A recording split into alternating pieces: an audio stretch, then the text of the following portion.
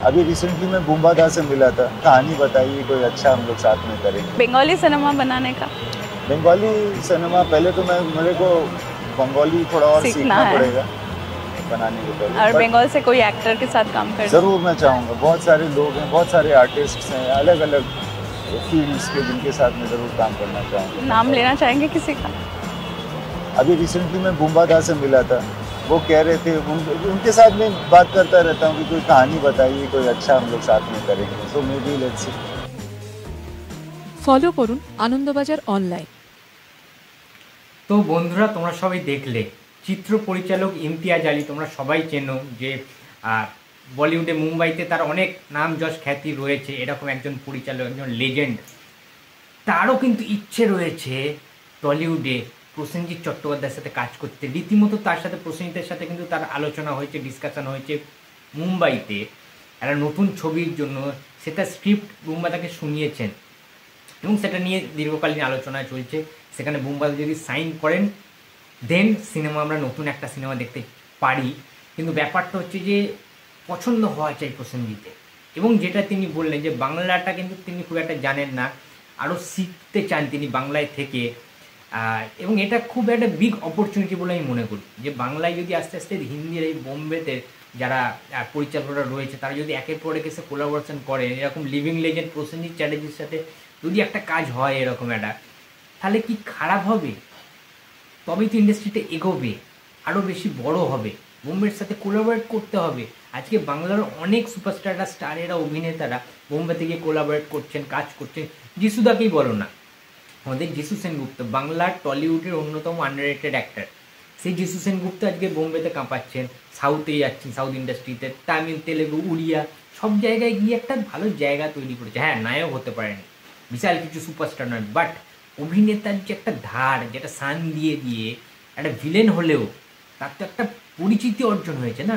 প্রসেনজিৎ চট্টোপাধ্যায়ের ক্ষেত্রে সেটা না। প্রসেনজিৎ চট্টোপাধ্যায়কে বোম্বের সবাই চেনে, সমস্ত ইন্ডাস্ট্রিরই প্রত্যেকটা মানুষ, প্রত্যেকটা ইচ অ্যান্ড এভরিওয়ান, টেকনিশিয়ান থেকে শুরু করে পরিচালক, প্রডিউসার আর নায়ক, প্রত্যেকে প্রসেনজিৎ চট্টোপাধ্যায়কে রেসপেক্ট করেন অ্যাজ আ সিনিয়র অ্যাক্টার হিসাবে, অ্যাজ আ ভার্সেটাইল অ্যাক্টার হিসাবে, one of the biggest versatile actor of Indian cinema, সেটা সবাই জানে। এবং মিস্টার ইন্ডাস্ট্রি প্রসেনজিৎ চট্টোপাধ্যায়কে আলাদা লেভেলের কিন্তু লোকে মিস করেন এবং তার কাজকর্মকে, তার এত এত সিনেমা, তার এই অভিনয়ের সত্তাটাকে রেখে লোকে ঈর্ষাও করে, মতলব হিংসেও কিন্তু করে বাইরের ইন্ডাস্ট্রির অনেক অনেক অ্যাক্টার অ্যাক্ট্রেসরা।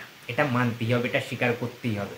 তো দ্যাটস ওয়াই কি প্রসেনজিৎ চট্টোপাধ্যায়ের নতুন কাজ নিয়ে আমরা যতটা নিয়ে এক্সাইটেড, ততটাই বেশি এক্সাইটেড প্রসেনজিৎ চট্টোপাধ্যায় কিন্তু হিন্দিতে, বলিউডে বেশ কয়েকটি 4-5টি কিন্তু প্রজেক্ট কিন্তু রেডি হচ্ছে, কথাবার্তা চলছে। 2-3টে সিনেমার শুটিংও প্রায় শেষ প্রসেনজিৎ চট্টোপাধ্যায়। কিন্তু এখন ঘটনা হচ্ছে এই যে ইমতিয়াজ আলী পরিচালক, তার কিন্তু ভীষণ রকম ইচ্ছা রয়েছে, তার একটা ড্রিম রয়েছে প্রসেনজিৎ চট্টোপাধ্যায়কে নিয়ে একটা কাজ করার।